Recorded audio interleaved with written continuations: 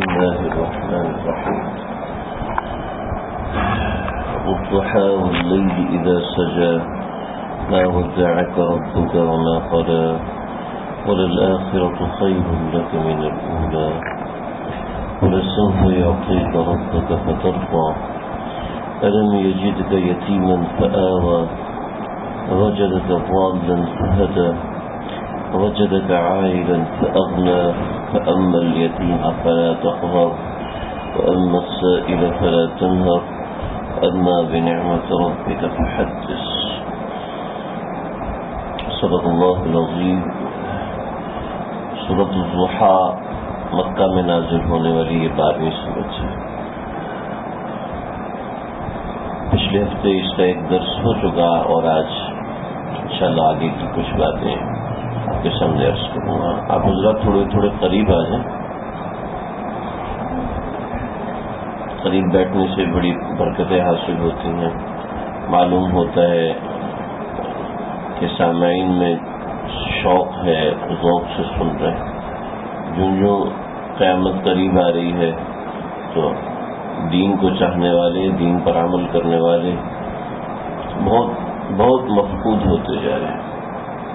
بہت سے لوگوں کو اس بات پہ اشکال ہوتا ہے کہ اللہ رب العزت نے ہم کو صحابہ کے زمانے میں تو نہیں بنایا, تو اس کا مطلب ہے ہم سے ویسے اعمال بھی نہیں ہوں گے, اور یہی سمجھتے ہیں کہ یہ ہمارا اس میں قصور نہیں ہے, ہماری اس میں کمی نہیں ہے. سچ دیکھا جائے جیسے کہ روایتوں میں آتا ہے, اللہ رب العزت نے کائنات میں تمام کے تمام لوگوں کو سامنے رکھا. وہ لوگ جن میں فکر زیادہ تھی, جن میں تڑپ زیادہ تھی, جن کے اندر دینی شعور کو حاصل کرنے کا جذبہ زیادہ تھا, اللہ رب العزت نے ایسے لوگوں کو آگے رکھا. یعنی انبیاء بنایا. پھر جو اس سے کم تھے, یہ اللہ رب العزت نے اپنی مرضی سے کسی میں نہیں رکھا, بلکہ اس کی فکر اور تڑپ میں اس کو اختیار دے دیا. ہم کو آپ کو اختیار دیا. پچھلی دفعہ عرض کیا تھا, میں اس سے آگے کچھ بات عرض کر رہا ہوں. دیکھیں, جیسے ایک مثال ہے, یہ ہمارا جو ایریا ہے ماڈل کالونی کا, یہ جو ایریا ہے جس جگہ پہ ہم رہ رہے ہیں, ویسے تو بہت بڑی ہے جس جگہ ہم رہ رہے ہیں, اس جگہ پر ہم میں کتنے لوگ ہیں جن کو اس بات کی فکر ہے کہ ہم ہفتے میں ایک بار یا کچھ وقت میں دین کی بات سن لیا کریں؟ کتنے لوگ ایسے ہیں جن کو یہ فکر ہوتی ہے؟ بہت کم لوگ ہیں. بطور مثال کوئی کہ جی ہمیں فکر تو ہے, لیکن فلاں لوگ ہیں ان کو فکر تو ہے لیکن ان کو پتہ نہیں ہے. ٹھیک ہے, تو ذرا غور کریں, پہلے زمانے کے لوگوں کو دیکھیں, ان کی کچھ تاریخ دیکھیں تو سمجھا جائے گا کہ وہ ہر وقت تلاش میں رہتے تھے کہیں سے کوئی دین کی بات سننے کو ملے. اور وہ ایسے نہیں ہوتا تھا, بلکہ ایک محدث کا واقعہ لکھا ہوا ہے کہ انہوں نے ایک حدیث سنی اور کہنے لگے جی اس کی مجھے سند سنا دیجئے. تو فرمانے لگے, وہ بڑے محدث تھے, کہنے لگے کہ میں یہ حدیث مفت نہیں دیا کرتا, میں آپ کو دین کی یہ بات مفت نہیں سنا سکتا. تو پھر مجھے کیا ہے, میں اس کی فیس لیتا ہوں. کیا فیس ہے؟ 1 سال کے روزے لیتا ہوں, میرے پاس رہو, 1 سال کے روزے رکھو, اس کے بعد اس کی تعلیم کروں گا. اب میں 30,000 درہم کا تجارتی مال, 30,000 درہم ذرا آپ ضرب دیں تو یہ کئی لاکھوں کا سرمایہ بن جاتا ہے. کہ ذاتی سامان سارا کا سارا اونے پونے بیچ کے تاجر اپنے ساتھی تاجروں سے کہہ دیا کہ جا کے میرے گھر اطلاع کر دو کہ میں ایک حدیث سیکھنے کے لیے آ گیا ہوں, لہذا آپ لوگ میرا انتظار مت کریں. اور اس زمانے کے لوگ بھی اس جذبے کو سمجھتے تھے, سراہتے تھے. سفیان ثوری رحمۃ اللہ علیہ کی والدہ سفیان ثوری نے اپنی والدہ سے عرض کیا کہ اماں میں علم حدیث, علم دین کے لیے وقف ہونا چاہتا ہوں. کہا بیٹا جا, تجھ کو وقف کر دیا. 20 سال کے بعد گھر کے دروازے پر آتے ہیں. 20 برس معمولی وقت ہے. اصل میں اس چیز کا ادراک نہیں ہے. میں آپ کو بتاؤں, آپ کو کیا کیا واقعات سنا ہوں. میرے برادر کبیر میرے بڑے بھائی مولانا خضر حیات جن کی وجہ سے ہی ہم لوگ مدرسوں کی طرف آئے، ورنہ ہمیں تو پتہ ہی نہیں تھا مدرسوں میں بھی کچھ ہوتا ہے۔ تو وہ مدرسے میں تھے اور والدہ نے خواب دیکھا کہ ان کے پاؤں کے اوپر 7 ٹانکے لگے ہوئے ہیں، پاؤں کے اوپر 7 ٹانکے لگے ہوئے ہیں، اور پریشان ہوئی۔ میں نے خود دیکھا 2 دن ہو گئے، امی رو ہی رہی ہیں، نہ کوئی بات کر رہی ہیں نہ کچھ، نہ کہا، روتی جا رہی ہیں۔ کیا ہوا جی؟ یہ اس زمانے میں کمیونیکیشن سسٹم اتنا ہوتا نہیں تھا، کوئی اتنے ٹیلی فون نہیں تھے۔ میرے والد صاحب CO صاحب کے پاس جا کے وہاں جا کے مدرسے میں فون کرتے تھے اور پھر بات ہوتی، ورنہ خطوں کی دعوت ہوتی تھی۔ تو بھائی نے تو بتایا نہیں گھر میں کہ یہ معاملہ ہے، یہ معاملہ میرے ساتھ ہوا۔ 2 مہینے کے بعد خط آیا کہ جی میرے پاؤں کا آپریشن ہوا تھا اور ٹھیک ہو گیا۔ پاؤں کا آپریشن ہوا تھا، ٹھیک ہو۔ برس میں 1 بار آتے تھے، برس میں صرف 1 بار آتے تھے، رمضان کی 27 کو بیٹھتے تھے اور 29 30 کو پہنچتے تھے، اور پھر 10 شوال کو وہاں واپس حاضری لگانی ہوتی تھی۔ تو یہ یعنی کہ 10-20 دن کی چھٹی ہوتی تھی، اور وہ ہم پنڈی سے اسلام آباد، کراچی سے ہم لوگ اسلام آباد شفٹ ہوئے تو 3 دن کا سفر ہوتا تھا خیبر میل کا، گاڑی باہر اسٹیشن پر ہوتی تھی، 3 دن کا سفر تھا۔ 3 دن کے اندر میرے والد صاحب بھی نہیں چپ ہوئے، والدہ بھی چپ نہیں ہوئے، پورے سفر میں روتے رہے۔ ہم دیکھتے ہیں چھوٹے چھوٹے تھے، ہم دیکھتے تھے کہ اولاد کی جدائی برداشت نہیں ہوتی، اولاد کی تکلیف، انسان اپنے اوپر تکلیف برداشت کر لیتے، اولاد کے اوپر تکلیف برداشت نہیں کرتا۔ تو اولاد کو دین کے لیے چھوڑ دینا یہ کوئی معمولی کام نہیں ہے، یہ بہت بڑی قربانی ہوتی ہے۔ ایک اس کے پیچھے میں تو آپ کو میں کیا بتاؤں، میں مدرسے میں رہتا تھا، میں نے ایک دفعہ رات 3 بجے اٹھا، مسجد جا رہا تھا، اوپر میرا گھر اوپر تھا، تو دسمبر کا مہینہ تھا، اور سیڑھیوں کے اوپر ایک 5 سال کا بچہ سو رہا تھا، 5 سال کا بچہ نوانی قاعدہ پڑھنے کے لیے، حفظ کرنے کے لیے گھر سے نکلا ہوں، اور دسمبر کے میں اس کو نیند اتنی آئی تھی کہ سیڑھیوں کے اوپر سو گیا۔ کہنے لگا جی وہ وہاں پر کھٹمل زیادہ ہیں اور مسجد میں وہ سونے نہیں دے رہے، تو میں نے اس کو پھر اٹھایا اور پھر مسجد لے کے آیا، اور پھر کوئی اور چیز تھی نہیں، تو وہ خادم بابا سے میں نے کہا بھی یہ چیز لے کر آؤ، وہ بیچارے بھی اس دن کسی کام سے مسجد آئے تھے، اور پھر گھر سے لا کے کچھ چیز ڈالی۔ تو یہ ساری زندگی قربانیاں دے کے علم دین حاصل کرتے ہیں، ساری زندگی۔ تو آج کل تو پھر بھی کوئی جگہ ہے، کوئی مکان ہے، اس زمانے میں تو یہ بھی نہیں تھا۔ سفیان ثوری سے کہا کہ چلے جاؤ دین کے علم حاصل کرنے کے لیے، چلے جاؤ۔ چنانچہ سفیان ثوری چلے گئے، اور جا کے سفیان ثوری 20 برس کے بعد گھر آیا، دروازہ بجایا۔ میں نے آپ کو 1 سال کی کہانی سنائی، اور یہ 20 سال کے بعد گھر آئے۔ تو سفیان ثوری نے دروازہ بجایا، دروازہ بجا کے والدہ سے کہا کہ امی میں سفیان ہوں۔ کہا بیٹا تجھے اللہ کے راستے میں وقف کیا ہے، وقف کی ہوئی چیز واپس نہیں لی جاتی۔ چھوٹا سا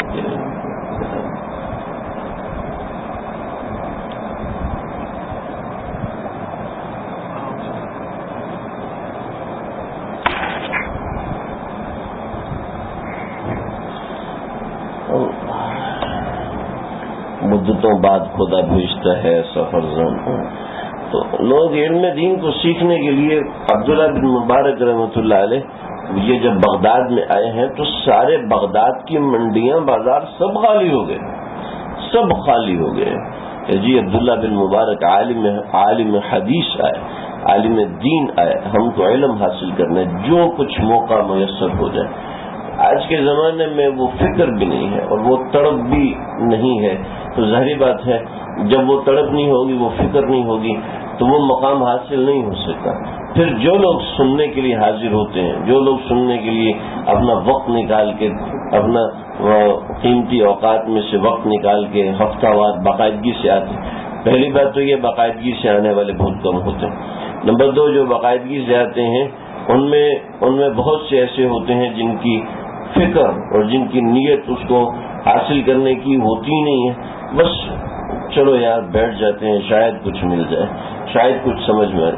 جب اس نیت سے کوئی طالب علم درسگاہ میں بیٹھتے تو کبھی پوزیشن نہیں لیتا. جو پوزیشن لینے والے طلبے وہ ایک خاص ذہن لے کے بیٹھتے ہیں.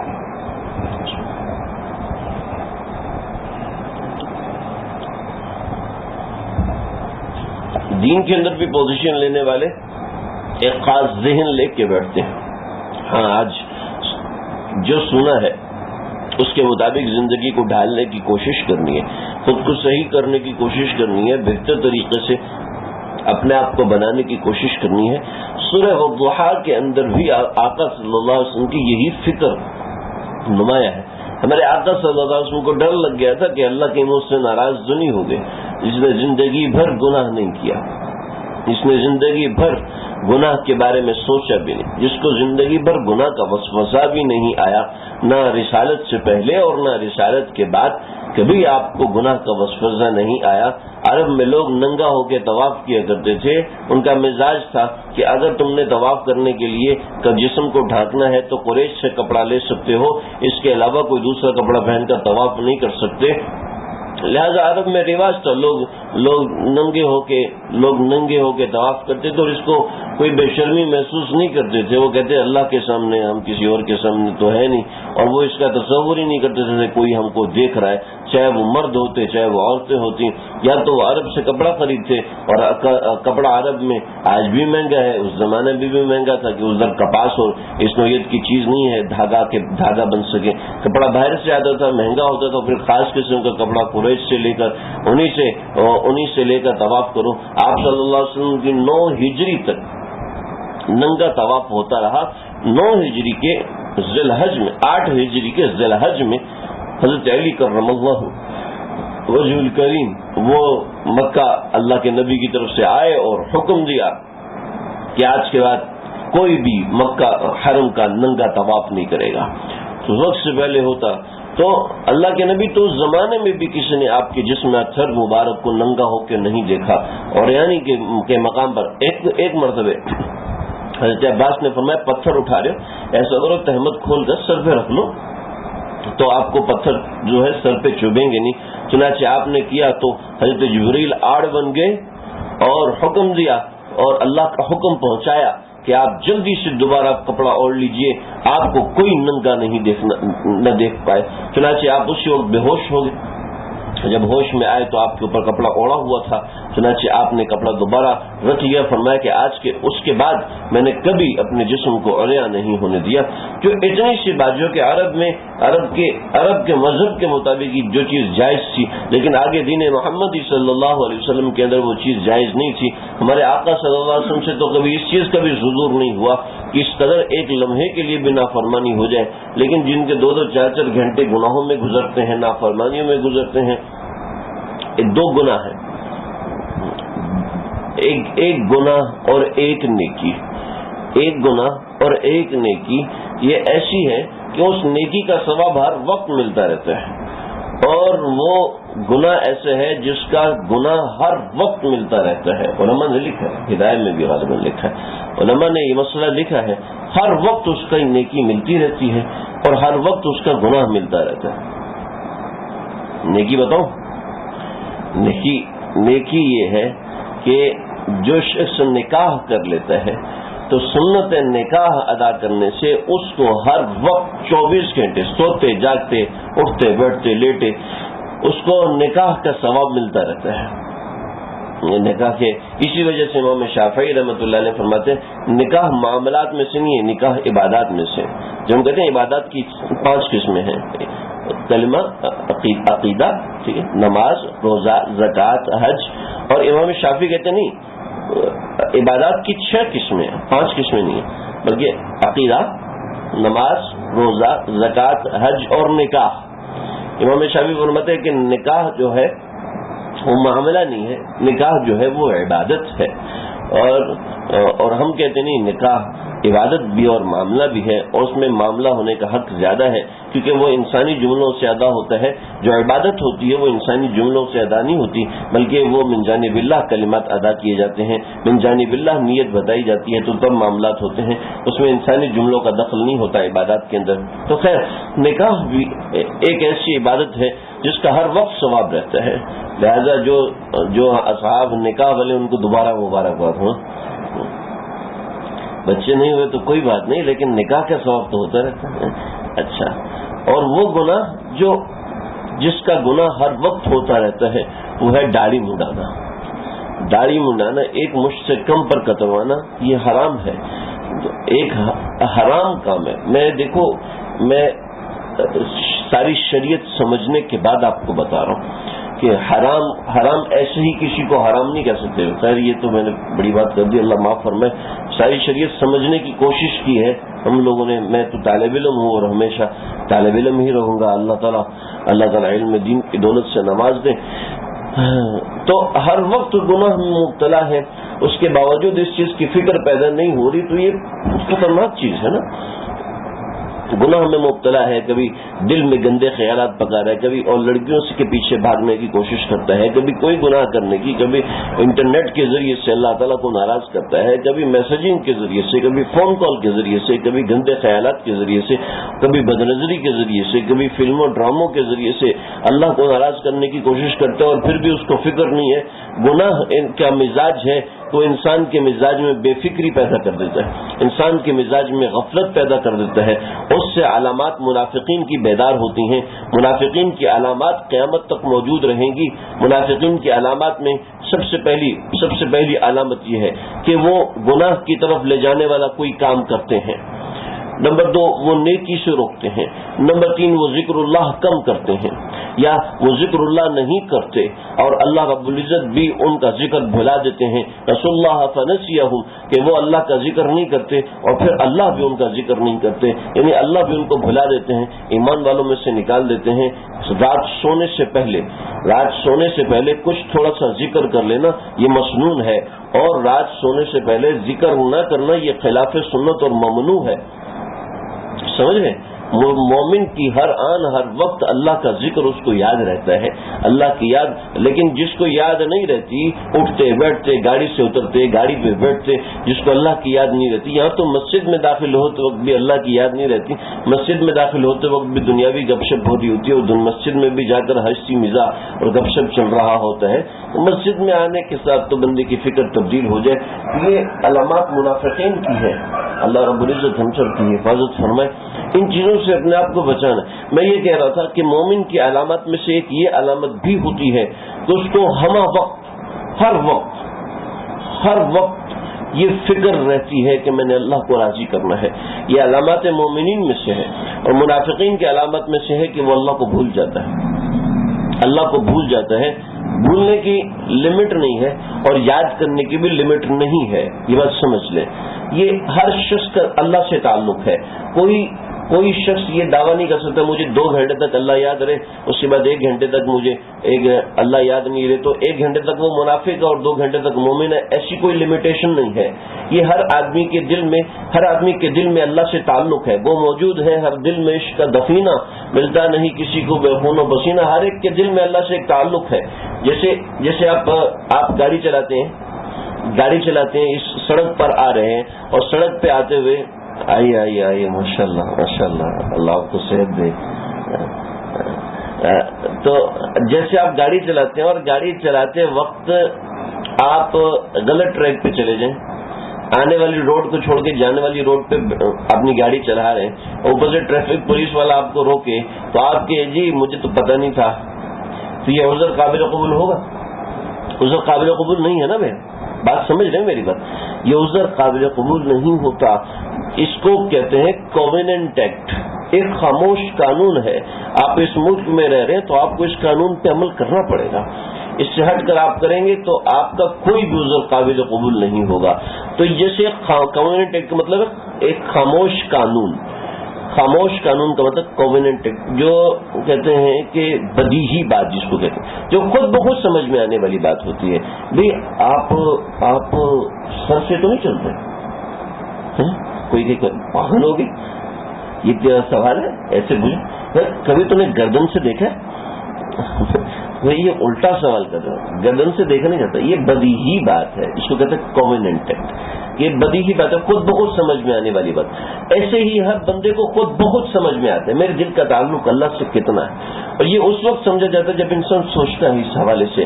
اللہ کے نبی کی یہ فکر اتنی زیادہ تھی کہ اللہ کو وہ ضحیٰ نازل کرنا پڑے, اور ہم اور آپ اس فکر سے کچھ نہ کچھ میچ کرنا چاہیے, کچھ نہ کچھ سوچنا چاہیے. ہمارے اکابرین بزرگان دین فرماتے ہیں انسان کو روزانہ کچھ لمحات کے لیے, حضرت والا رحمۃ اللہ علیہ بھی فرماتے تھے, ہر نماز کے بعد 5 سیکنڈ کے لیے سوچ لو کہ میں نے اللہ کو کتنا راضی کیا ہے.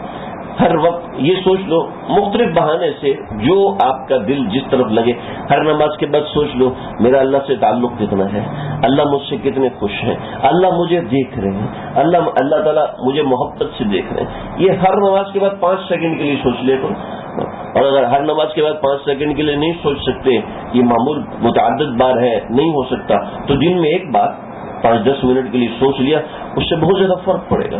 اللہ کے نبی کی یہی فکر تھی, تو اللہ نے وہ ضحیٰ نازل کی کہ اے نبی وہ ضحیٰ, آپ کو اس چاشت کے وقت کی قسم, یا اے نبی ضحیٰ یعنی آپ کے روشن چہرے کی قسم, واللیل اذا سجا, اور قسم ہے رات کی جب وہ پھیل جاتی ہے, یعنی روشنی اور اندھیرے, روشنی کی گہرائی اور اندھیرے کی گہرائی, ان دونوں کی قسمیں کھا کے میں کہتا ہوں کہ آپ کے پروردگار نے آپ کو نہیں چھوڑا. آپ فکر نہ کریں, ہم قسمیں کھا کے آپ کو یقین دلاتے ہیں. یہ تو اللہ قسمیں کھا کے اللہ کے نبی کو یقین دلا رہے ہیں. اس کے باوجود ہمارے نبی رات کو کھڑے ہوتے, وہ اتنا کھڑے ہوتے کہ بعض مرتبہ آپ صلی اللہ علیہ وسلم کی پنڈلیاں اتنی سوج گئیں کہ ان سے خون رسنا شروع ہو گیا. یہ اللہ نے قسمیں کھا کے آپ کو یقین دلایا ہے کہ ہم آپ سے راضی ہیں. لیکن اس سے ہم اپنا احتساب کریں کہ اللہ رب العزت نے تو قسم کھائی ہے, کیا ہم اپنے بارے میں خود سے قسم کھا سکتے ہیں کہ اللہ ہم سے راضی ہے؟ یہ سوچتے وقت بھی دل شکایتیں کرنا شروع کر دے گا. جیسے کہ مجھے بہت سے لوگوں نے بتایا, میں نہیں کہہ سکتا کہ بے شمار لوگ, لیکن بہت سے لوگوں نے بتایا کہ جب ہم یہ سوچتے ہیں تو ہمیں پرانے گناہ یاد آنا شروع ہوتے ہیں, اور افسوس ہونا تو دل خراب ہو جاتا ہے, موڈ خراب ہو جاتا ہے, اور پھر معاملہ خراب ہونا شروع ہو جاتے ہیں. تو کیا کریں؟ تو وہ ہمارے اکابرین نے لکھا ہے کہ جب انسان ابتدا میں ایسے کرتا ہے تو انسان کا دل اس کو شکایتیں کرتا ہے, دیکھ تو نے صحیح نہیں کیا, تو اتنا اللہ کو یاد کر سکتا تھا اور تم نے اللہ کو یاد نہیں کیا. ما ودعك ربك وما قلى وللآخرة خير لك من الأولى, تاکید کہ آخرت آپ کے لیے دنیا سے بہتر ہے. ولسوف يعطيك ربك فترضى, ہم آپ کو اتنا دیں گے کہ آپ راضی ہو جائیں گے. یہاں تک ہماری تفصیل سے بات ہو گئی تھی. الم یجدک یتیما فآوی میں نے چلتے ہوئے کچھ باتیں عرض کی تھی, اس کو میں آج تھوڑی سی دوہرا کے پھر آگے بڑھوں گا. الم یجدک یتیما فآوی, کیا آپ کو یتیم پایا اور کیا ہم نے آپ کو ٹھکانہ نہیں دیا؟ ہمارے نبی کے والد صاحب کا پہلے انتقال ہو چکا تھا. ایسے اللہ کے نبی کا استقبال ہوا, ایسے جاندار زبردست استقبال ہوا. حضرت عبد المطلب حضرت عبد المطلب نہیں کہنا, عبد المطلب نے جب زمزم کھودنے کے لیے جب زمزم کھودا تو قسم کھائی تھی, اے اللہ اگر مجھے 10 بچے دے دے تو میں ایک بچہ آپ کے نام پہ قربان کر دوں گا. اور چنانچہ سب سے چھوٹے حضرت عبداللہ تھے, اور عبداللہ جو آپ صلی اللہ علیہ وسلم کے والد تھے, حضرت عبداللہ جب قرہ ڈالا گیا 10 بچوں کے نام پر تو عبداللہ کے نام پہ نکلا, پھر دوسری مرتبہ حضرت عبداللہ کے نام پر, پھر تیسری مرتبہ حضرت عبداللہ کے نام پر. جب یہ تینوں مرتبہ حضرت عبداللہ کے نام پہ نکلا تو لے کر صفا کی طرف آئے, چھری ہاتھ میں تھی. لوگوں نے کہا کیوں ذبح کرتے ہو؟ کہا کہ بھئی یہ مسئلہ ہے, میں نے یہ منت مانی تھی. کہا کہ ایسا کر لو کہ آپ اس کا خون بہا دے دو. کبھی خون بہا کیسے دوں؟ آپ ایسا کریں کہ فلاں فلاں کاہنہ ہے اس کے پاس چلے جائیں. چنانچہ اس کے پاس گئے اور اس نے کہا کہ تم ایسا کرو کہ ایک طرف ایک قرہ ڈالو عبداللہ کے نام کو, اور دوسرا قرہ ڈالو 10 اونٹوں کے نام کا, اور پھر اگر 10 اونٹوں کی بجائے عبداللہ کے نام کا نکلے تو بڑھاتے جانا بڑھاتے جانا بڑھاتے جانا. اس زمانے کے لوگ اچھے ہوتے تھے, نیتیں بھی اچھی ہوتی تھی اور معاملات بھی اچھے ہوتے تھے, چنانچہ ان کی نیت اچھی تھی. یوں کرتے کرتے 100 اونٹوں کے نام پہ قرہ نکلا. تو عبداللہ کی جان بخشی ہوئی. آپ صلی اللہ علیہ وسلم کو ابن الذبیحین فرمایا کرتے تھے, ایک تو اسماعیل کی نسل سے اور دوسرے حضرت عبداللہ جو وہ ذبح ہونے والے تھے اللہ کے نام پر, لیکن اللہ نے ان کو بچا لیا. پھر آپ صلی اللہ علیہ وسلم ان کے ہاں سے پیدا ہوئے, اور ان کے ہاں سے پیدا ہونے کے بعد آپ صلی اللہ علیہ وسلم کی پیدائش سے 6 ماہ قبل اور بعض روایت میں 8 ماہ قبل حضرت عبداللہ کا انتقال ہو گیا. مدینہ کی وادی کے اندر حضرت عبداللہ کا انتقال ہو گیا اور وہیں پر حضرت عبداللہ کی قبر بنی. یہ تو یتیم تھے. اور پھر جب 6 برس عمر ہوئی, جب خیال کرنے والے دادا تھے تو 2 برس کی عمر میں 4 برس کی عمر میں دادا کا انتقال ہوا, 6 برس کی عمر میں والدہ کا انتقال ہوا, 8 برس کی عمر میں دادا کا انتقال ہوا. اور اس کے بعد اللہ رب العزت نے آپ کو بنا دی حضرت ابو طالب کے ہاتھ میں. اور ابو طالب کو ایک مرتبہ آپ نے فرمایا کہ آپ کہاں جاتے ہیں مجھے یہاں اکیلا چھوڑ کر, جہاں پر میرا کوئی بھی نہیں ہے. تو ابو طالب نے کہا کہ مجھے تجارت پر جانا ضروری ہے, ورنہ ہم لوگ اتنے غریب ہیں اور ایسے ہیں. تو آپ صلی اللہ علیہ وسلم نے فرمایا میں بھی تمہارے ساتھ چلوں گا. چنانچہ آپ صلی اللہ علیہ وسلم ساتھ گئے. شام میں داخل ہونے سے پہلے ایک وادی آتی ہے, وہ وادی آج بھی موجود ہے. وہاں پر صومعہ اور ایک گرجا آج بھی بنا ہوا ہے, اس کی تصاویر بھی موجود ہیں. اس صومعہ کے اندر ایک پادری رہا کرتا تھا جو کبھی بھی باہر نہ نکلا تھا. چنانچہ جب یہ قافلہ وہاں پہنچا ہے, اس قافلے کے سارے افراد کی اس نے بڑی شاندار دعوت کی. اس دعوت کے اندر ایک بندے کو الگ بلایا گیا. ابو طالب سے پوچھا کہ بھی کوئی بندہ رہ تو نہیں گیا؟ تو کہنے لگے جی کوئی بھی نہیں رہ گیا. کہا نہیں کوئی تو رہ گیا ہے. کہا جی کوئی بھی نہیں رہ گیا.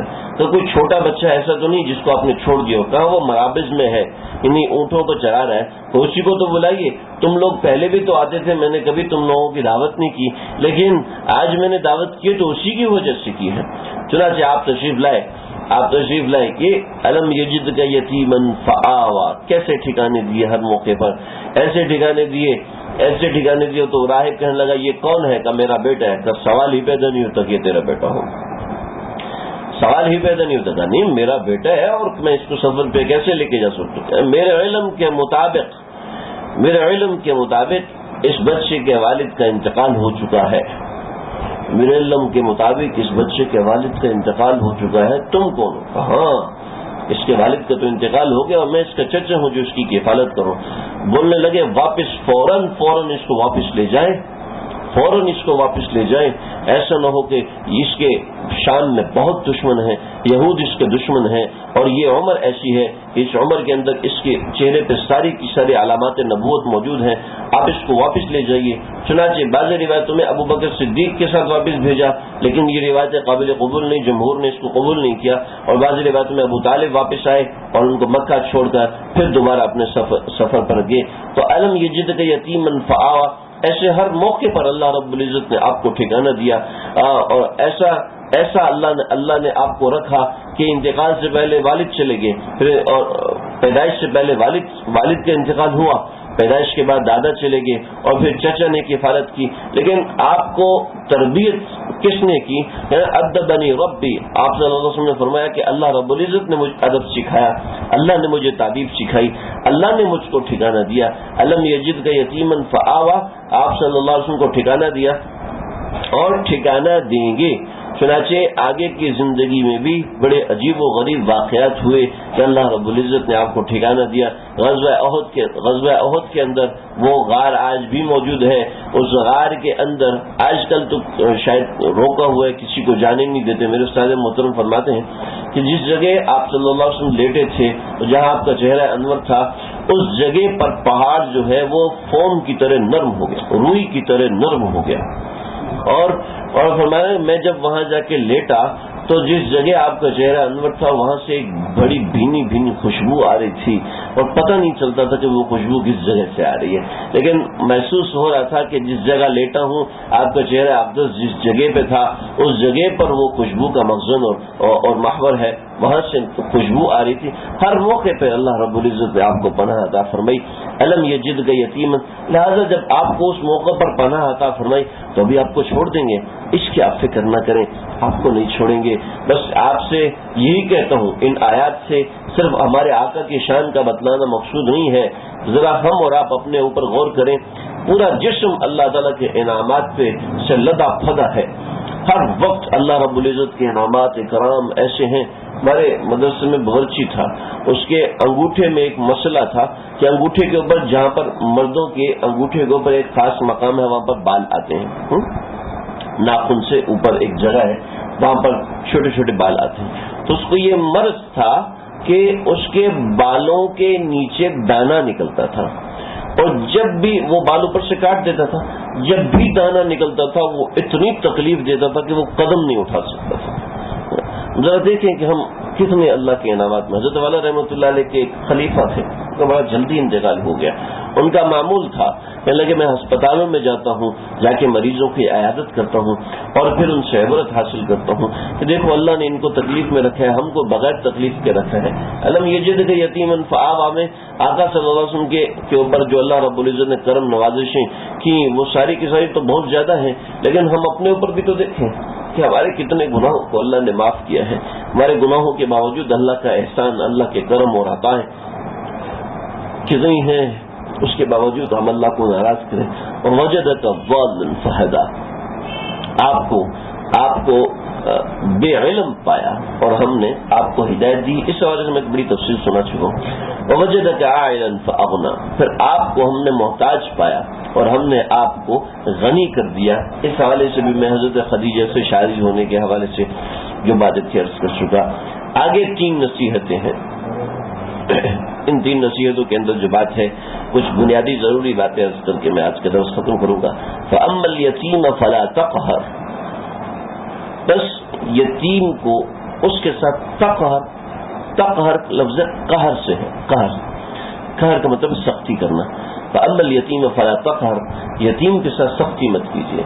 حدیث میں آتا ہے, آقا صلی اللہ علیہ وسلم کا ارشاد ہے, آپ نے فرمایا کہ سب سے محترم اور مبارک گھر وہ ہے جس گھر میں یتیم ہو اور اس کے ساتھ حسن سلوک کیا جاتا ہو. چنانچہ اور سب سے زیادہ برا گھر وہ ہے جس گھر میں کوئی یتیم ہو اور اس میں اس کے ساتھ برا سلوک کیا جاتا ہو.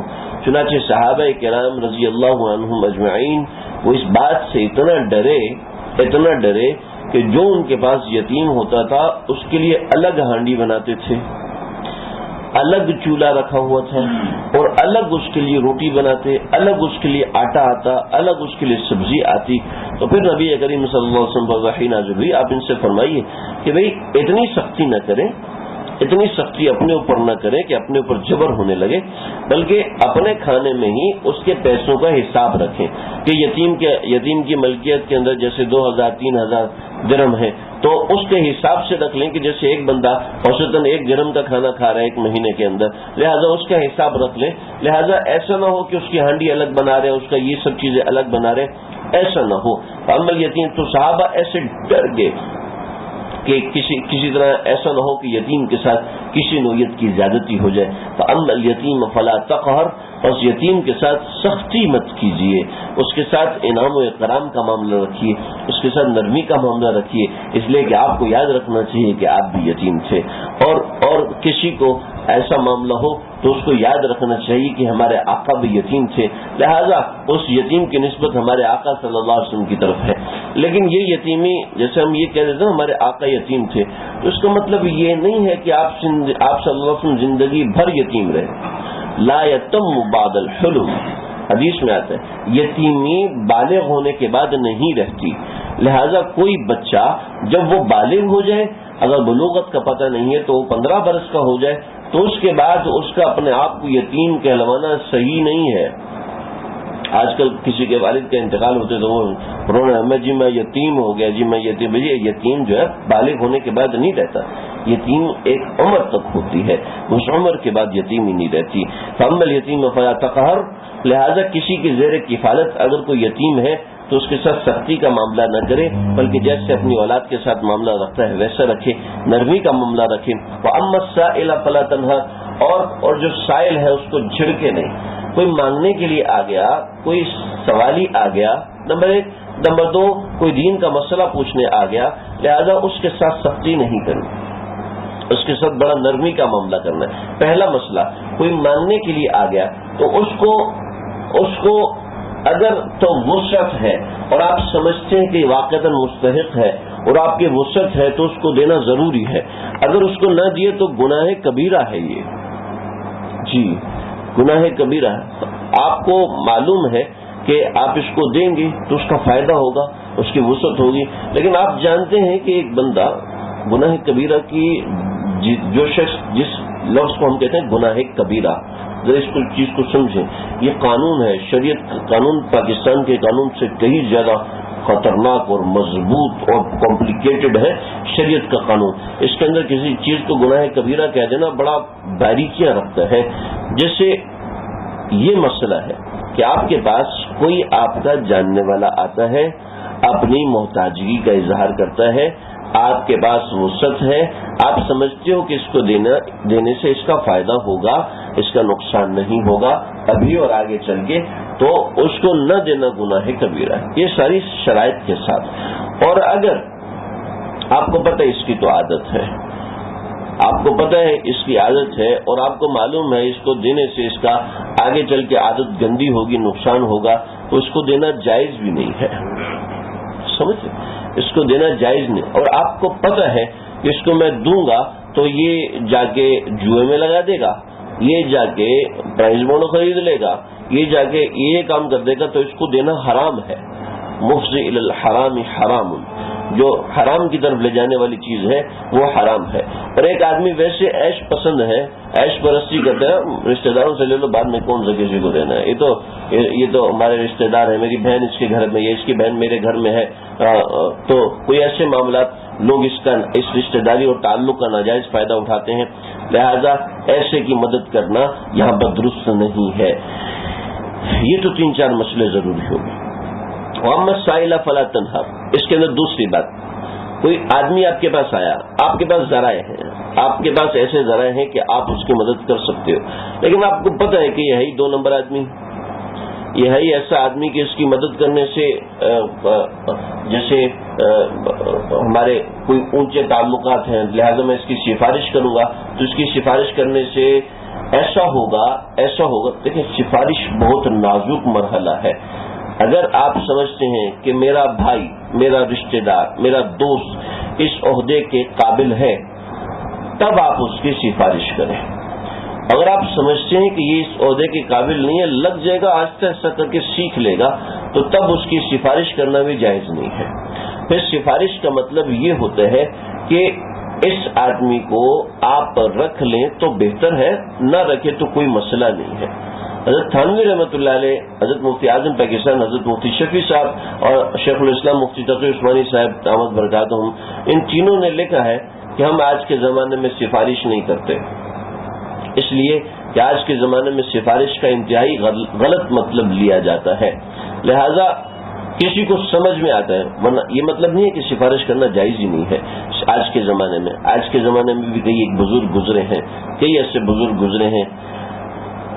شاہ ولی اللہ محدث دہلوی کے بیٹے شاہ عبد العزیز محدث دہلوی رحمۃ اللہ علیہ, بادشاہوں نے بڑی کوشش کی کہ حضرت آپ ہمارے دربار میں آ جائیں, کچھ ہماری خدمت ہو جائے, کچھ ہماری طرف سے انعام و اکرام ہو جائے, آپ ضرور تشریف لائیں ہمارے دربار میں. کبھی دربار میں نہیں گئے.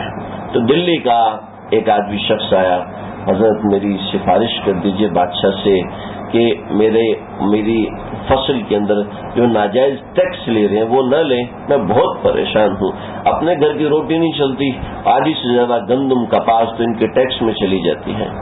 چنانچہ فرمانے لگے, اچھا چلیے, پڑوسی کا حق ہوتا ہے, آپ نے مجھے سفارش کے لیے بلایا ہے. چنانچہ اٹھے اور سیدھے بادشاہ کے دربار میں, کس لیے آئے؟ کہ جی میرا پڑوسی پریشان ہے, میں اس کی سفارش لے کے آیا ہوں, اگر آپ کا قانون اجازت دے تو بھی اس پہ اوپر سے ٹیکس معاف کر دیں, یہ بڑا غریب آدمی ہے, یہ بہت غریب آدمی. کہ جی اسے وہ چٹھی لکھی اور سارا کا سارا ٹیکس اس بندے کو معاف کر دیا. تو ہمارے اکابرین نے سفارشیں بھی کی, بہت سے واقعات ہیں. لیکن آج کے زمانے میں کوئی شخص ایسے عہدے پر ہے جو کوئی سفارش کرے گا تو اس کے دباؤ میں آ کے وہ شخص کام کرے گا، اس کے دباؤ میں آ کے وہ شخص اس بندے کو اپنے پاس رکھ لے گا، تو یہ سفارش کرنا ناجائز ہے۔ تو اما السائل فلا تنہر میں یہ چیز داخل ہو جاتی ہے کہ کوئی مستحق ہے، وہ آپ کے پاس آتا ہے کہ جی آپ سفارش کیجئے، اور وہاں آپ سفارش کریں گے اور آپ کو سفارش کرنے میں کوئی حرج اور مذائقہ نہیں ہے، تو وہاں پر سفارش کر سکتے ہیں، کرنی چاہیے۔ فلا تنہر، اس کو منع نہیں کرنا چاہیے، اور اگر معلوم ہے تو اس کو منع کر سکتے ہیں۔ یہ دوسری بات ہوگی۔ تیسری بات، کوئی شرعی مسئلہ پوچھنے کے لیے آتا ہے، اور شرعی مسئلہ پوچھنے کے اندر ہمارے سے تو یہ تجربہ بہت زیادہ ہے، لوگ ایسے بچوں والے سوال کر لیتے ہیں، اور صبح اٹھتے ہی ایک فہرست ہوتی ہے، یہ خواب دیکھا اس کی کیا تعبیر، یہ خواب دیکھا اس کی کیا تعبیر، یہ خواب دیکھا اس کی کیا تعبیر۔ تو جس کو اللہ نے علم دیا ہے اس کو چاہیے فلا تنہر، وہ جھڑکے نہیں، ورنہ بہت سے ایسے واقعات ہیں کہ لوگ جواب نہ ملنے کی وجہ سے، لوگ جواب سے مطمئن نہ ہونے کی وجہ سے مرتد بھی ہو گئے۔ تو اما السائل فلا تنہر، جو سوال کرنے والا ہے اس کے آنے کو، اس کے سوال کرنے کو غنیمت سمجھے۔ اس کے سوال چاہے بیماری ہے، چاہے پریشانی ہے، ہمارے اکابرین اللہ اکبر کا ذکر کرنے سے مسئلہ ہی بھول جاتا ہے کہ کس میں چل رہا تھا۔ بس ایک بات بتاتا ہوں، امام ابو یوسف رحمۃ اللہ علیہ شاگرد سے کہا، ہمیں رمی جمار معاشین افضل ہے یا راکبن افضل ہے، یعنی جو شیطان کو پتھر مارتے ہیں حج کے دنوں میں، وہ پیدل مارنا افضل ہے یا پھر سوار ہو کے مارنا افضل ہے؟ جی پیدل مارنا افضل ہے کیونکہ اس میں مشقت زیادہ ہے۔ کہ نہیں، غلط، حضرت پہ سوار ہو کے مارنا افضل ہوگا؟ کہ نہیں۔ پھر تو کہنے لگے کہ جس رمی کے بعد رمی ہوتی ہے وہ پیدل کرنا افضل ہے، یعنی 11ویں اور 12ویں، یہ 10ویں اور 11ویں کی رمی جو ہے وہ پیدل کرنا افضل ہے، اور جس کے بعد رمی نہیں ہوتی وہ راکبن کرنا افضل ہے، یعنی سوار ہو کے کرنا افضل ہے۔ تو حضرت دلیل یہ ہے کہ ہمارے نبی صلی اللہ علیہ وسلم نے پہلی 2 رمیاں پیدل کی تھیں اور آخری جو رمی کی تھی وہ سوار ہو کے کی تھی، یہ اس کی دلیل ہے۔ تو اور یہاں سے شاگرد کہتے ہیں میں یہاں سے نکلا، دروازے تک پہنچا تو امام ابو یوسف کا انتقال ہو چکا تھا۔ انتقال کے وقت بھی وہ مسائل میں منہمک تھے۔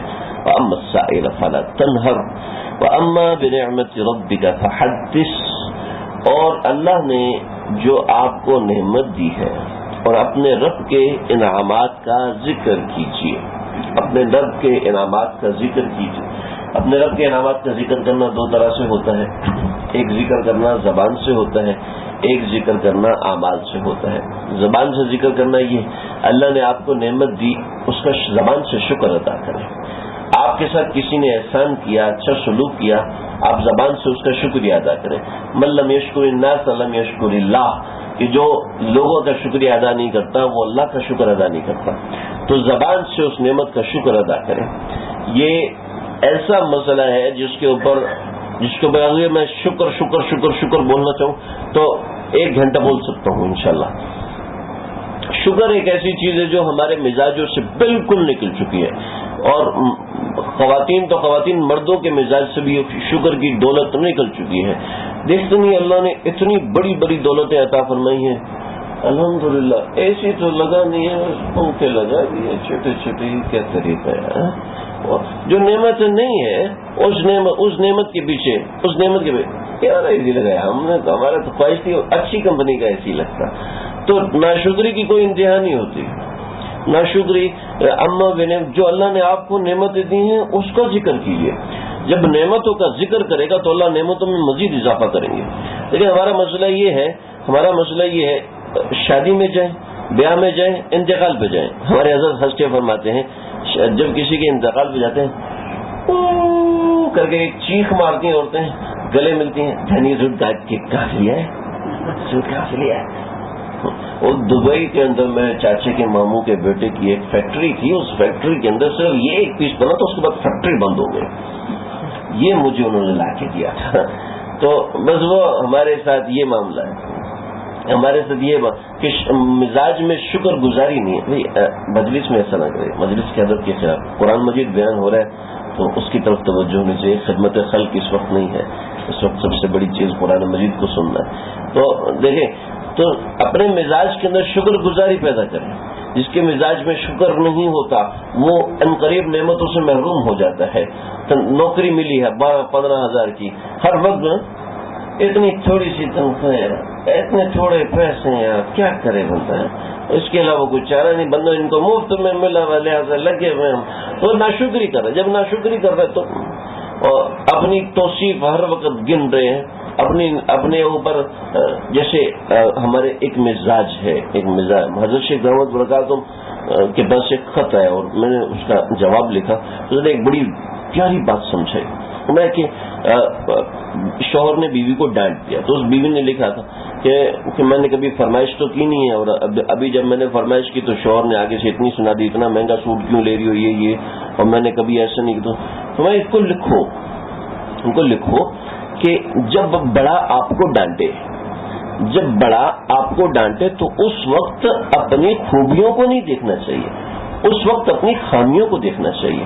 کیونکہ وہ ڈانٹ اس لیے رہا تاکہ آپ اپنی کمیاں دیکھیں, لیکن آپ اپنی خوبیاں دیکھیں گے. جب خوبیاں دیکھیں گے تو آپ جواب میں ڈانٹیں گے, جواب میں آپ لڑائی کریں گے, تو کیا ہوگا, وہ آپ کو دکھا رہا ہے یہ چیز اور آپ دیکھ رہے ہیں یہ چیز, لہذا آپس میں لڑائی ضرور ہوگی.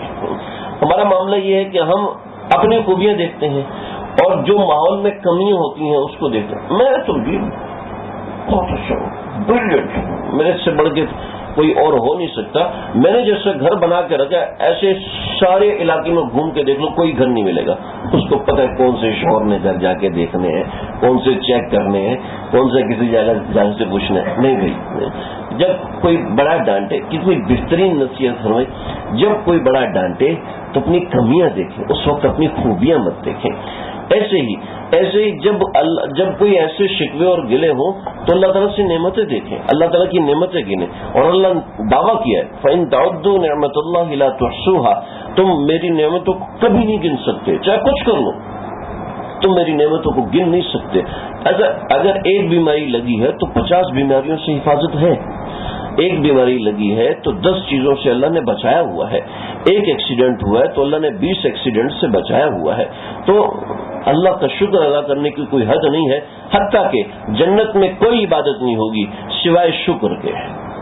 جنت میں کوئی عبادت نہیں, ہاں وہاں شکر کی عبادت ضرور. وآخر دعوانا ان الحمد للہ, میں آخری دعوانا نہیں کر رہا, بتا رہا ہوں کہ جنت کے اندر یہ ہوگا. وآخر دعوانا, دوسری بات ہی یہ ہوگی کہ اللہ تیرا شکر ہے. دوسری بات ہی یہ ہوگی کہ اللہ تیرا شکر ہے. ہر جنت ہی اللہ کا شکر ادا کر رہا ہوگا. جنت میں صرف یہ ایک عبادت ہوگی. وَأَمَّا بِنِعْمَةِ رَبِّكَ فَحَدِّثْ, آپ کو جو نعمت دی گئی ہے اس کا شکر زبان سے ادا کریں. میں یہ کہتا ہوں کہ ہمارے گھروں میں صرف ایک شکر گزاری کی دولت آ جائے تو بڑی بڑی دولتوں کی ضرورت نہیں رہتی, صرف ایک شکر گزاری کی دولت آ جائے. دیکھیں میرے استاد محترم, میں ان کا نام یہاں ذکر نہیں کرتا, بڑے زبردست اللہ والے, ان کے والد صاحب کی ایک کتاب بھی ہے, کئی کتابیں ہیں دارالعلوم کے ابتدائی اساتذہ میں اور دارالعلوم کے بڑے اساتذہ میں. شیخ الاسلام مفتی تقی عثمانی صاحب, مفتی رفیع عثمانی صاحب کے اساتذہ میں شمار ہوتے. تو میرے استاد محترم ایک دن مدرسے میں ہمیں کنز دقائق پڑھاتے تھے, تو مجھے فرمایا تو جب گھنٹہ لگ جائے تو مجھے آ کے بتا دیا کرو تو میں آ جاؤں گا. تو بیٹھے ہوئے میں نے کہا سر جی وہ گھنٹہ شروع ہو گیا, آپ تشریف لیں. پیریڈ گھنٹہ شروع ہو گیا تو آپ تشریف لیں. نہیں آتا ہوں. ایسی جھوڑی. میں نے کہا سر جی کیا ہوا, آج تک آپ کو غصے میں نہیں دیکھا, اور آپ سالی کی 30 سال خدمت کی, آج کہتی ہے مجھے کچھ کر کے دیا. بیوی کو گالی دے رہے تو 30 سال ہو گئے شادی کو, اس کی کتنی ہر خواہش پوری کی. آج تک میری کون سی بات خواہش پوری کی ہے؟ ایک خواہش جو مجھے بتاؤ. کہتے ہیں اوپر سے میرا بھی دماغ خراب, مجھے بھی کوئی یاد ہی نہیں آ رہا میں نے اس کی کیا خواہش پوری کی ہے. میں نے استاد جی کو 2-4 لطیفے سنائے بیویوں اور شوہروں کے، تو پھر استاد جی راضی ہوئے. پھر کلاس میں آپ کو خوب مزے کی تقریر سنائی شوہروں کے حقوق کے حوالے سے. لیکن استاد جی جتنی بھی سنا لیں یہاں سنانے کا کوئی فائدہ نہیں ہے. تو یہ بس سمجھے، اگر مزاج کے اندر ناشکری ہو تو انسان دل سے نکل جاتا ہے. مزاج میں شکر گزاری تو بڑی زبردست بات جو میں نے بتانی تھی. حضرت مولانا مفتی صاحبان محمود صاحب رحمۃ اللہ علیہ انہوں نے لکھا ہے، میں نے قصہ سنایا انہی کے ایک بیٹے کا سنایا ہے. تو انہوں نے لکھا ہے ہر کچھ عرصے کے بعد آپ جس کے ہم ملازم ہیں، آپ جس کے ہم ملازم ہیں، آپ جس کے ماتحت ہیں کہ جس سے آپ کا تعلق ہے یا میاں بیوی کا آپس میں تعلق ہے، تو شوہر کو چاہیے کبھی بیوی کا شکریہ ادا کرے، تو بیوی کو چاہیے کہ شوہر کا شکریہ ادا کرے کہ آپ کی وجہ سے میں بہت سکون سی زندگی گزار رہا ہوں، آپ کی وجہ سے میں بہت پرسکون زندگی گزار رہی ہوں. اپنی مطلب یہ ہے، میں صاف الفاظ میں کہوں تو اپنی محبت کا اظہار کرنا چاہیے. محبت کے اندر اگر اظہار نہ ہو تو محبت دبنا شروع ہوتی ہے اور آہستہ آہستہ ختم ہو جاتی ہے. یہ محبت کے اندر ایک ایسا عارضہ ہے جو ناقابل تبدیل ہے، برس سے چلتا آ رہا ہے. جو اللہ رب العزت نے ہم سے قرآن میں سب سے زیادہ مطالبہ کیا ہے وہ ذکر کا کیا ہے کہ میرا ذکر کرو. کیوں بھائی، کیوں مطالبہ کیا، کیا وجہ؟ اس لیے کہ اللہ اپنی محبت کا اظہار چاہتے ہیں. تو محبت بڑھانے کا طریقہ یہ ہے کہ اس کا اظہار کیا جائے. یہ بہت بڑی دولت. وَأَمَّا بِنِعْمَةِ رَبِّكَ فَحَدِّثْ، اس کا ذکر کرو. نمبر 1. نمبر 2، محبت کا اظہار جسم سے ہونا چاہیے، محبت کا اظہار معاملات سے ہونا چاہیے، محبت کا اظہار تعلقات سے ہونا چاہیے. محبت کرو، اس نعمت کا اظہار تعلقات معاملات سے ہونا چاہیے. امام ابو حنیفہ رحمۃ اللہ علیہ کی مجلس کے اندر ایک رئیس آیا کرتا تھا. ایک مرتبہ اس نے پیوند والے کپڑے پہنے ہوئے. امام ابو حنیفہ رحمۃ اللہ علیہ نے پوچھا کہ بھیا یہ کیوں اتنے گندے کپڑے پہنے ہوئے؟ کہا بھائی اللہ کے نبی کی سنت ہے پیوند لگا کے استعمال کرنا، ہمیں یہ سنت گھر میں استعمال کرو. ظاہر میں اللہ نے کچھ اور حکم دیا. کیا حکم دیے؟ اما بنعمت ربک فحدث، اللہ نے آپ کو جو نعمت دی اس کا اثر تمہارے اوپر ہونا چاہیے. واما شکر النعمت، نعمت کا ایک شکر یہ ہے کہ ان یرا اثرہ، کہ اس نعمت کا اثر آپ کے اوپر نظر آنا چاہیے. چنانچہ اگر اللہ نے اگر آپ کو پیسے دیے ہیں کہ آپ جہاز پہ جا سکتے ہیں تو کنجوسی کر کے منی بس پہ نہیں جانا چاہیے. اب جو اللہ نے دیے تو اس نعمت کا اظہار کرو. اس نعمت کا اظہار دوسروں پر نہیں، اپنے اوپر کرو، اور آپ کی اپنی ذات کے اوپر اس کا اظہار ہونا چاہیے. اگر اللہ نے اتنا پیسہ دیا ہے کہ اچھی ٹرین پہ سفر کر سکتے ہیں تو آپ گھٹیا ٹرین پہ سفر نہ کرو، کیونکہ یہ نعمت کی ناشکری ہے. نعمت کا اظہار ہونا چاہیے. اگر اللہ نے دیا ہے تو اس نعمت کا اظہار ہو، اگر اللہ نے نہیں دیا تو اظہار نہ ہو. اگر اللہ نے آج دولت دی ہے، اگر اللہ نے آج پیسہ دیا ہے اور اللہ نے دیا ہے کہ اچھی گاڑی آپ استعمال کر سکتے ہیں، تو زبردستی سائیکل کے اوپر دوڑنا یہ نعمت کی ناشکری ہے. اللہ نعمت کو واپس چھین لیں گے. وَلَئِن كَفَرْتُمْ إِنَّ عَذَابِي لَشَدِيدٌ، اگر تم نعمت کی ناشکری کرو گے تو میرا عذاب شدید ہے. مفسرین لکھتے ہیں عذاب شدید سے مراد یہ کہ اللہ وہ نعمت واپس لے لیتے ہیں. جو بخیل ہوتا ہے، کنجوس ہوتا ہے، وہ کبھی اپنا پیسہ استعمال نہیں کر سکتا. جو بخیل اور شوم ہوتا ہے، ایک بخیل ہوتا ہے ایک شوم ہوتا ہے، یہ کبھی بھی اپنا پیسہ استعمال نہیں کر سکتا. یہ وہ سنا ہے نا، ایک لطیفہ مشہور ہے کہ ایک بخیل وہ جناب بیٹھا ہوا اس کے پاس گھی کا ڈبہ کہیں سے آ گیا، تو سفر پہ اپنے بچوں نے کہا گھی کے ڈبے کے اوپر سے روٹی لگا کے کھا لیا کرو، اس کی اجازت ہے. تو جب وہ سفر پہ گیا تو وہ اس کو الماری میں بند کر کے گیا. واپس آئے تو بچوں تم روٹی کیسے کھاتے تھے؟ ابا وہ الماری کی دیوار سے لگا لیا کرتے تھے، کبھی بغیر گھی کے بھی کھا لیا کرو. تو یہ گھی خراب ہی ہوگا، اس کے علاوہ کچھ نہیں ہوگا. یہ نعمت ایک تالاب کی طرح ہے. تالاب کے اندر اگر حرکت رہتی ہے، پانی آتا اور جاتا رہتا ہے تو پانی تر و تازہ رہتا ہے. اگر پانی وہیں پر کھڑا رہے تو اس میں بدبو آنا شروع ہو جاتی ہے. تو نعمت کو بڑھانے کا طریقہ یہ ہے کہ فحدث ہو، اس کا اظہار ہو. اگر اللہ نے اچھی نعمت استعمال کرنے کا طریقہ کا موقع دیا ہے تو اس کو استعمال کریں. حضرت مفتی اعظم حضرت شیخ الاسلام مفتی تقی عثمانی صاحب دعوت برکاتہم نے ایک مرتبہ کسی سفر میں تھے تو اپنے کسی شاگرد سے کہا یہ پیسے لو اور آپ ٹکٹ کرا دو مجھے. تو اس نے کہا کہ حضرت اے سی والی گاڑی کی کراؤں یا پھر عام لوکل والی گاڑی کی کراؤں؟ کہ جی اے سی والی گاڑی کی کراؤں. وہ چلا گیا تو کسی نے پرچی لکھ کے دے دی. حضرت یہ کیا طریقہ ہے؟ یہ تو فضول خرچی ہوگی. جب گزارا ہو رہا ہے عام بس کے اندر تو آپ اے سی والی بس میں جا کر تو فضول خرچی کر رہے ہیں. اس کا تو ڈبل کرایا ہے. تو 1000 میں کام ہو رہا ہے، آپ 2000 لگا رہے ہیں، تو 1000 فضول خرچی ہے، اور فضول خرچ شیطان کا بھائی ہے. فرمایا ان المبذرین کانوا اخوان الشیاطین، فضول خرچ شیطان کا بھائی ہے. لیکن جہاں اللہ نے نعمت دی ہے اس کو استعمال نہ کرنے والا ناشکر ہے، اور ناشکرہ شخص جو ہے وہ بڑے خطرناک معاملات میں رہتا ہے. تو میں اس کے بہت باتیں عرض کر چکا ہوں. تو جو اللہ نے اچھی نعمت دی ہے، جو 2 نعمتیں ہیں، حدیث میں بخاری شریف میں آتا ہے 2 کام آپ کے سامنے، ایک مشکل ہے اور ایک آسان ہے. مشکل ہے اور ایک آسان ہے، تو مشکل کام کی وجہ آسان کام کو لو. ایسے ہی اس سے اقتباس ہوتا ہے. اللہ نے اگر 2 نعمتیں دی ہیں، 2 نعمتوں میں سے جو اچھی نعمت ہے اس نعمت کا انتخاب کرو، اور چھوٹی نعمت کو بلا وجہ کنجوسی کی وجہ سے استعمال نہ کرو، بلکہ اگر اللہ نے بڑی نعمت دی تو بڑی نعمت کا استعمال کرو، اللہ اس سے بڑی نعمت دیں گے. اس سے بہت سی چیزیں نکلتی ہیں.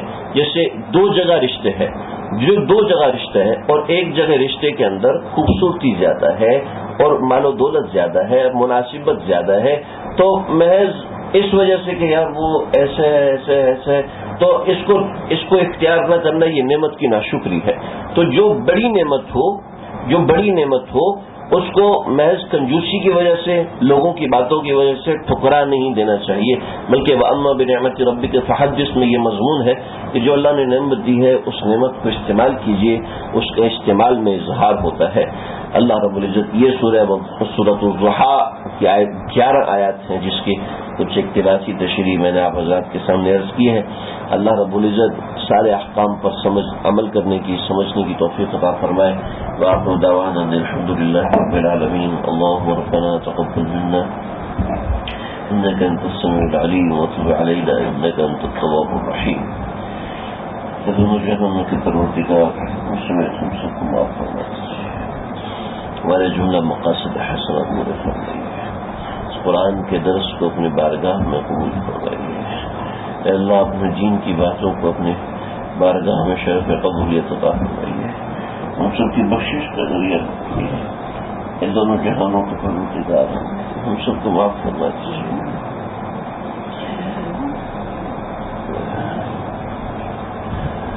پروردگار ہم اس قابل نہیں ہے کہ آپ کا نام لے سکیں، آپ کی صفات بیان کر سکیں، آپ کے حبیب کا تذکرہ کر سکیں، قرآن کو ہاتھ لگا سکیں، قرآن کو چھو سکے. ہم اس قابل نہیں. آپ نے توفیق دی، آپ کا کرم ہے، آپ کا فضل ہے. ایسے ہی ہم لوگ مغفرت کے قابل نہیں، ہم لوگ آپ کی نعمتوں کے قابل نہیں، ہم لوگ صحت کے قابل نہیں، ہم لوگ بخشش کے قابل نہیں. لیکن آپ کا فضل ہے جو آج تک یہ نعمتیں حاصل تھیں. اللہ آگے کی نعمتیں جیسے اپنی مغفرت کی نعمت، اپنی رضا کی نعمت، اپنے خوشنودی کی نعمت، اپنے جنت کی نعمت، اپنے حبیب سے ملاقات کی نعمت ہم سب کو عطا فرما دیجیے. اے پروردگار، اے دونوں جہانوں کے پالنہار، ہمارے جملہ صغیرہ کبیرہ تمام گناہوں کو معاف فرما دیجیے. جو لوگ یہاں پر حاضر ہیں، جو آنا چاہتے تھے نہیں آ سکے ہیں، جو کسی بھی ذریعے سے یہ مجلس سن رہے ہیں، اے اللہ سب کے جملہ مقاصد حسنہ پورے فرما دیجیے. دلوں کے حال کو آپ جاننے والے ہیں، ہمارے دلوں میں کیا ہے وہ آپ بہتر جانتے ہیں، لیکن آپ نے اظہار کو بھی ایک مقام دیا ہے، آپ نے ظاہر کرنے کو بھی ایک مقام دیا ہے. اے اللہ ہم آپ کے سامنے اپنی ضروریات کو ظاہر کر رہے ہیں، ہمیں صحت کی دولت سے نواز دیجیے. اے اللہ دنیاوی اسباب کی دولت سے نواز دیجیے، اپنے تعلق کی دولت سے نواز دیجیے، اپنے محبت کی دولت سے نواز دیجیے، اپنی جنت کی دولت سے نواز دیجیے، ایمان کامل کی دولت سے نواز دیجیے، حب رسول صلی اللہ علیہ وسلم کی دولت سے نواز دیجیے، علم دین کی دولت سے نواز دیجیے. اے اللہ کسی کو محروم نہ فرمائیے، خاص طور جو ہمارے ساتھی بیمار ہیں، اللہ صحت کلی عطا فرمائیے، صحت کامل عاجلہ مستمرہ عطا فرمائیے. ہمارے جبران بھائی کو صحت عطا فرمائیے، ہمارے نعمان بھائی کو صحت عطا فرمائیے، نعمان کے بیٹے عبداللہ کو صحت کلی عطا فرمائیے، صحت کامل عاجلہ مستمرہ عطا فرمائیے. میرے والد صاحب، میری والدہ صاحبہ، ان کو شفاء کاملہ عاجلہ مسلمت عطا فرمائیے۔ جو لوگ جہاں بھی بیمار ہیں، گھروں میں، اسپتالوں میں، آپ ان کی بیماری کو جانتے ہیں، آپ ان کی شفا اور صحت کے طریق کو بھی جانتے ہیں۔ اپنے فضل و عنایت سے اللہ صحت کل عطا فرمائیے۔ اس قرآن کے درس کو قبول فرما لیجیے، اپنے فضل و عنایت سے قبول فرما لیجیے۔ اس گھر کو اس کی برکتوں سے مالا مال فرما دیجیے۔ اللہ اس بستی کو اس کی برکتوں سے مالا مال فرما دیجیے۔ اس گھر کے رہنے والوں کو اس کی برکتوں سے مالا مال فرما دیجیے۔ اے پروردگار، آپ تو کسی بہانہ کرنے والے کو بھی، اللہ بہانہ کرنے والے کو بھی چھوڑتے نہیں ہیں۔ اللہ یہاں پر تو اتنے بہانے ہیں، اتنے لوگ جمع ہیں، اتنے ہاتھ اٹھے ہوئے ہیں۔ اللہ اپنی کرم کی دولت، اپنے کرم کی بارش، اپنے کرم کی انتہا کر دیجیے۔ اے دونوں جہانوں کے پروردگار، اس گھر کو قبول فرما لیجیے۔ اس بستی اور محلے کے اندر اللہ اس کی برکتیں عام و تام فرما دیجیے۔ اے اللہ، جو لوگ ہمارے عزیز اقارب دنیا سے جا چکے ہیں، اے اللہ سب کی مغفرت فرما دیجیے۔ اے اللہ سب کی مغفرت فرما دیجیے۔ اے اللہ میری والدہ کی پھپھو کا آج انتقال ہوا، اللہ مغفرت عظیم عطا فرما دیجیے۔ اعلیٰ علیین میں اعلیٰ ترین مقام عطا فرمائیے، کہ اولاد کو، کے لواحقین کو صبر جمیل عطا فرمائیے۔ اے اللہ ہم کو موت کی تیاری کرنے والا بنائیے، اپنی موت کو سامنے رکھ کر حیات گزارنے کی توفیق عطا فرمائیے۔ اے اللہ جو کہا سنا، اے اللہ اس کی غلطیوں کو معاف فرمائیے، جہاں سبقت لسانی ہوئی ہے معاف فرمائیے، جہاں کوتاہیاں غلطیاں ہوئی معاف فرمائیے۔ اے اللہ ہمارے اس درس کو قبول فرمائیے، آنے اور بیٹھنے کو، ہماری تمام کی تمام دعاؤں کو قبول فرمائیے۔